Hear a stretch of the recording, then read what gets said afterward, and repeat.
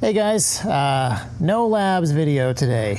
It's just been too busy of a week. There hasn't been time. I'm actually just taking a real short break to play some Tetris here. So that's what we're doing this week. All right, I'm going to tell you about this thing.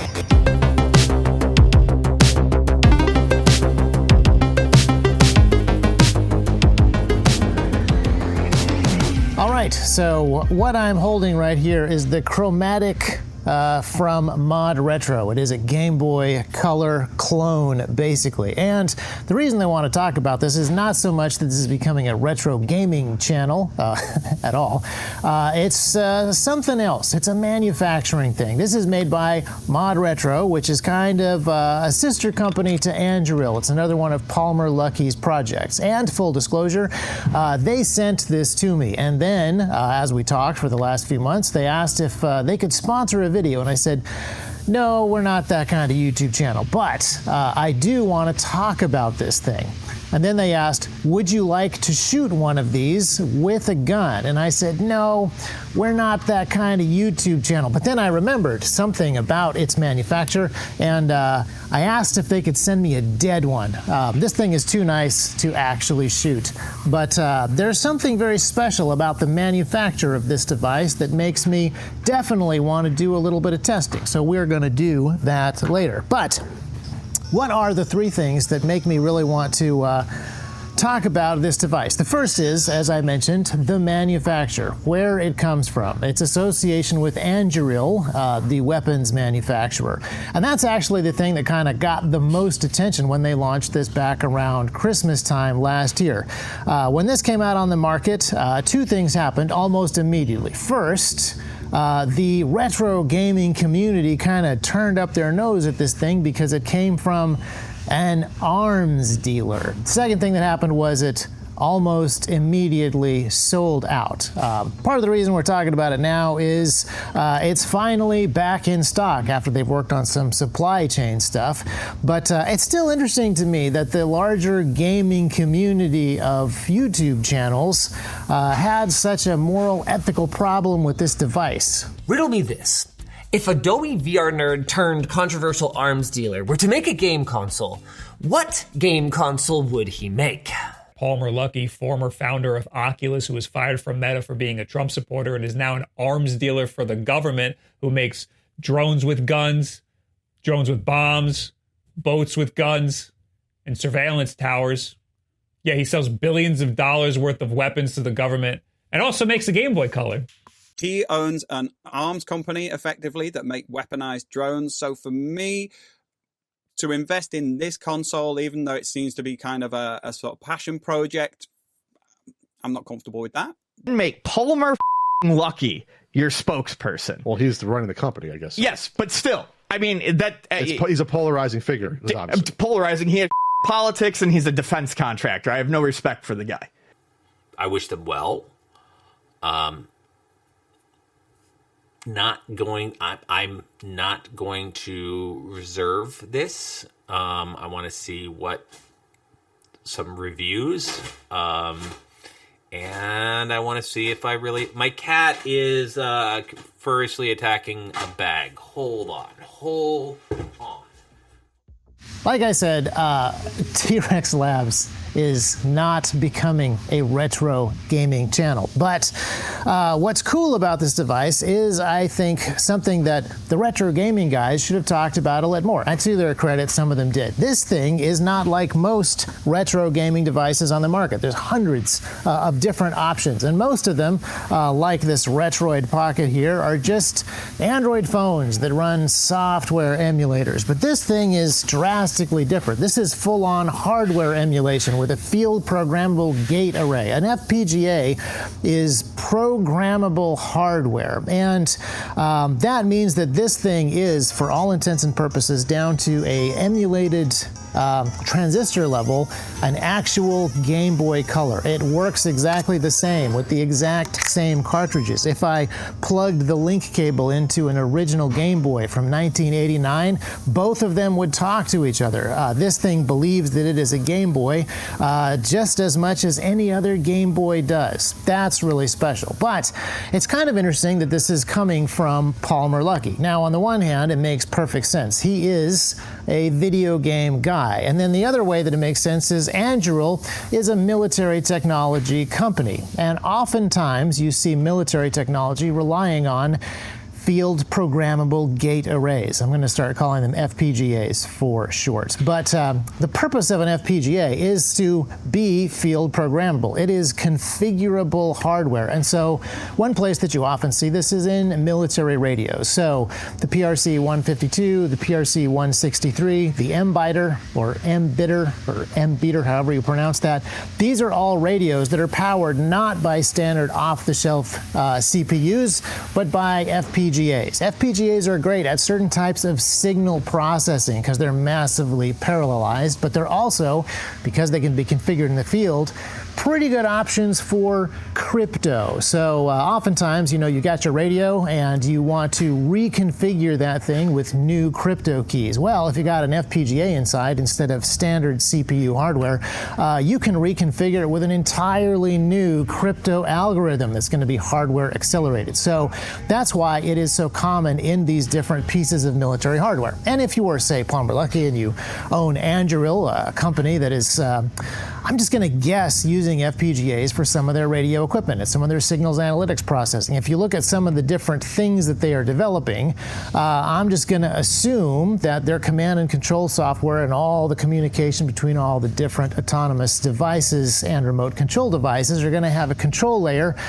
It's probably going to be pretty heavily dependent on FPGAs. So this is a company that, if they do a side project heavily leveraging this technology, they're probably going to do a pretty good job at it. So that intrigues me.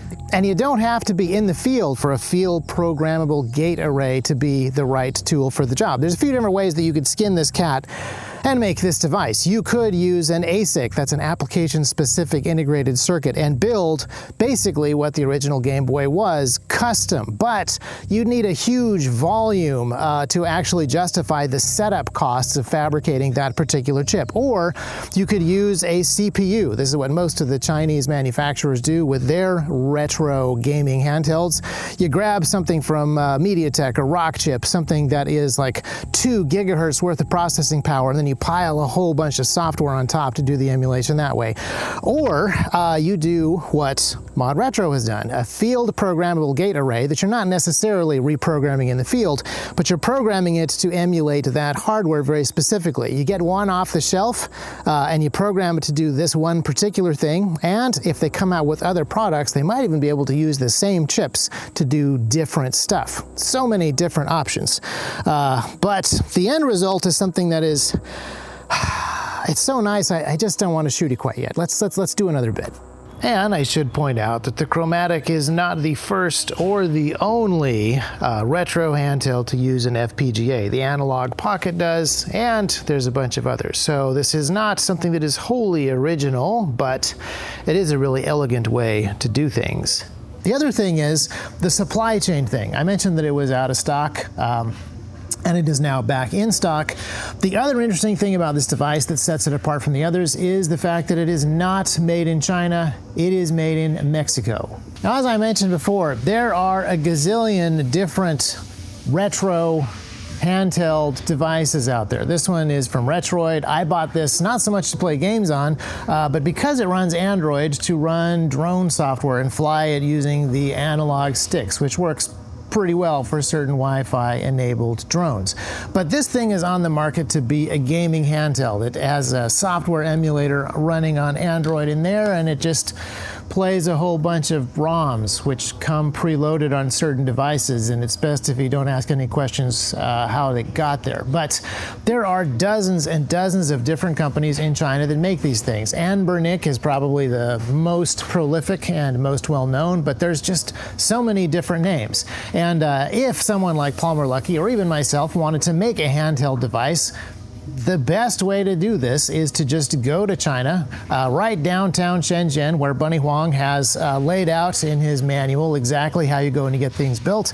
You find somebody and you pick off-the-shelf CPU, off-the-shelf screen, you make a case, you run Android on it, skin it so that it looks like your own custom design, and install the emulator, and now you have invented a handheld pocket device. Now, since both of these devices are a couple of $100, we got to think about what it is that's best about each. On the one hand, this is a relatively powerful Android phone, so it can do more stuff than just games. It can fly drones with the right apps, and it can emulate bigger and more powerful consoles like PlayStation and Dreamcast.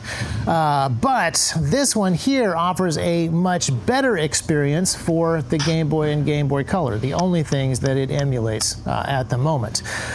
This also has a much more premium feel to it. This is not bad. There are much cheaper Chinese handhelds in the $100 to $60 range that are incredibly chintzy, but Retroid has done a good job at picking some nicer plastics. This, on the other hand, is magnesium. So what's fascinating to me is Palmer Luckey has gone in a very different direction, where we're getting a very premium experience on the lower and older handheld area. We're competing on price, but not on features and feel. This thing really does stand alone as being a magnesium-cased device with really good button feel. Okay, I guess now I am starting to sound like one of those Retroid channels. But one of the things that's fascinating about the original version of this is it came with a sapphire screen. Now that is where an awful lot of the cost was. And so now for $200 you get one with a Gorilla Glass screen. The sapphire screen runs you an extra $100. But the magnesium case is a very interesting thing to see in a $200 device or a handheld gaming device. There's a bunch of very interesting design choices about this, but while we're talking about magnesium, that's when we have to go and actually test this thing ballistically. So Retro Dodo did a test where he drove his car, a pretty heavy Tesla, over this, and the screen did not survive. But I'm more interested in this magnesium shell. Magnesium is a premium material used in expensive laptops and tablets because it's very stiff, which makes me think it's not going to handle 22 ammo particularly well, but it is extremely light and it has interesting thermal characteristics. So we're gonna shoot it and see what happens. But you know, the other thing that I was thinking about is this is an interesting choice for this particular device. But if I were a guy who maybe owned a giant drone company and I picked a lot of rather exotic materials, metals that I use because of their lightness to strength component, I might have some magnesium experts already working for me. So this is actually a pretty cool thing to do. Magnesium is also great because it's easy to machine, but this is not a machine part. This is a formed part. It's almost like it's injection molded with a really interesting new technique. But okay, I've delayed as long as I can. We're going to test it now.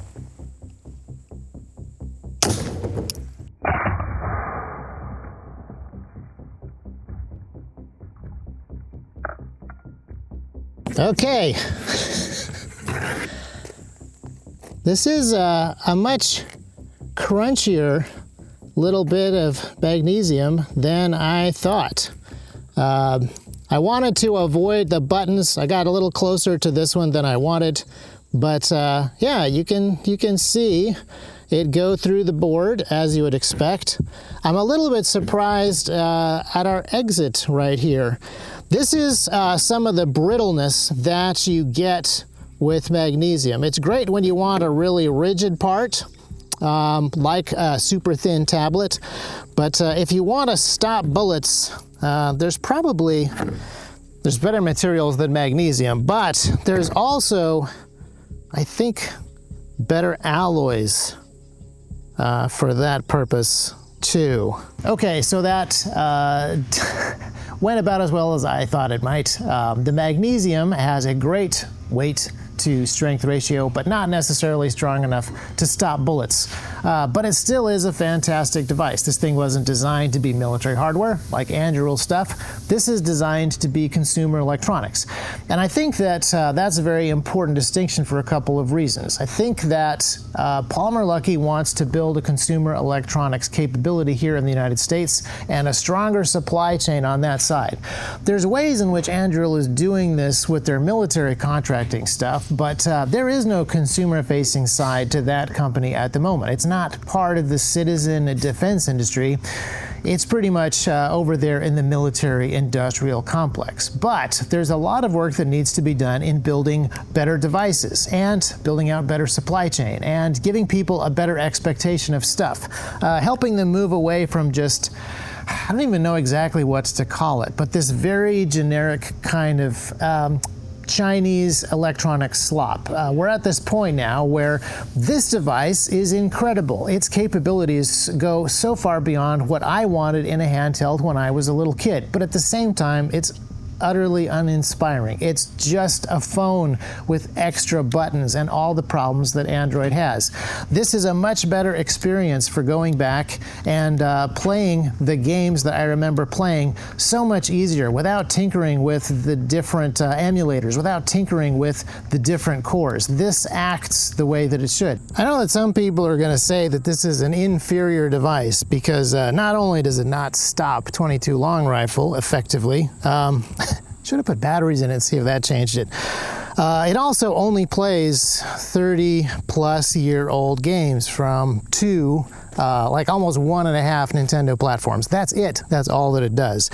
But people had the same argument about the original Game Boy. You have to remember it actually was 1989 when the Game Boy first came out.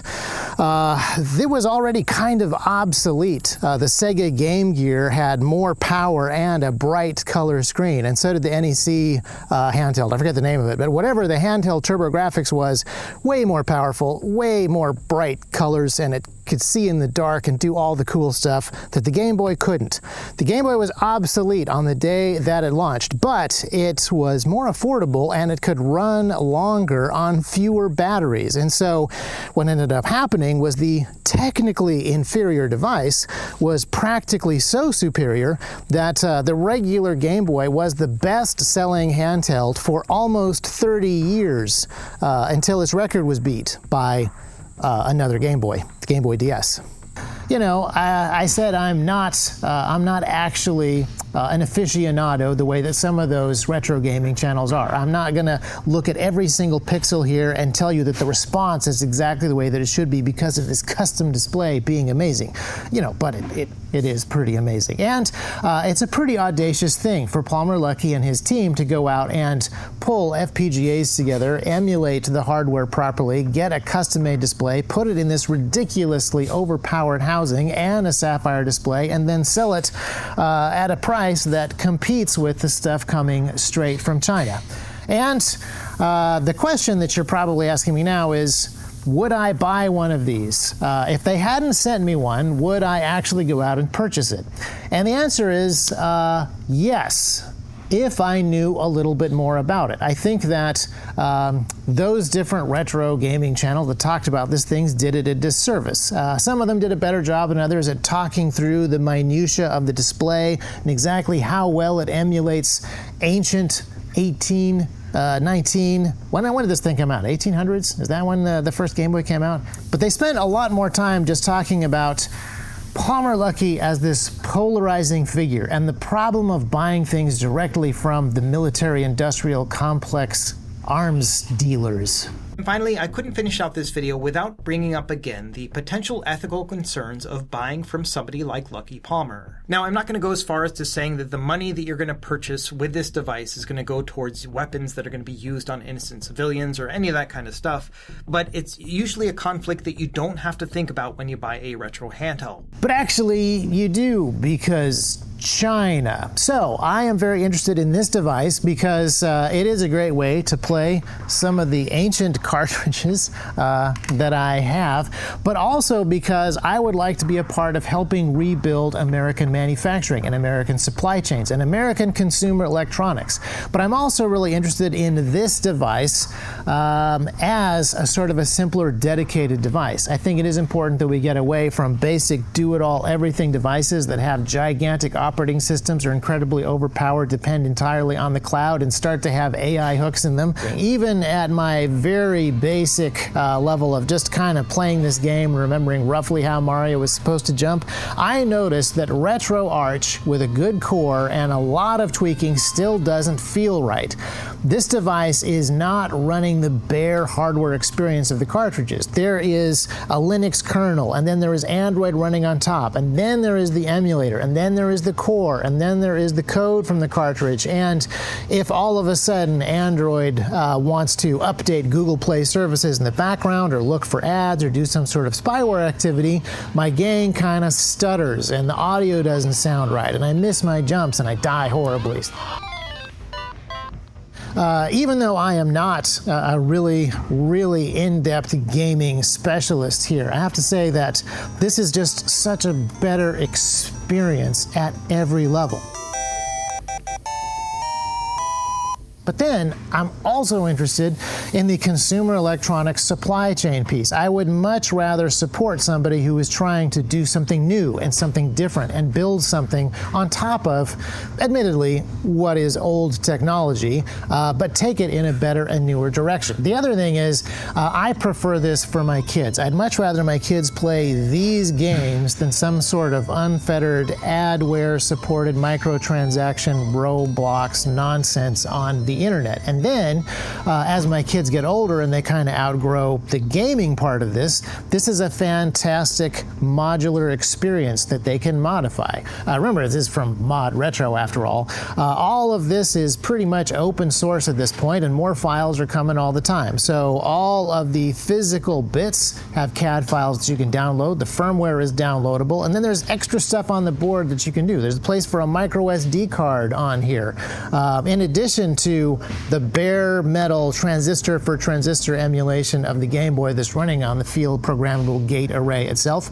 It's a go-in, I forget which one it is, but it has enough processing power to do more than just Game Boy and Game Boy Color, if I'm doing my math right. But there's also an ESP32 on there that has Wi-Fi and Bluetooth. So there's all kinds of ways that this thing can be powered up to do more stuff by modders and tinkerers. And this is a device that I feel like I can fully own, and I have the right to repair and to modify. The Retroid feels like I don't own it. I purchased it, but then I'm allowed to use Android for a while, as long as I can actually get it to work properly on the cloud and it doesn't get shut down and my games don't get yoinked off of the cloud. So this is just a much better direction that I want to go as an electronics owner or gamer or parent. This is the sort of thing that I'm much more interested in owning, even though this wasn't the pitch that I got. That's the reason that I wanted to make this video.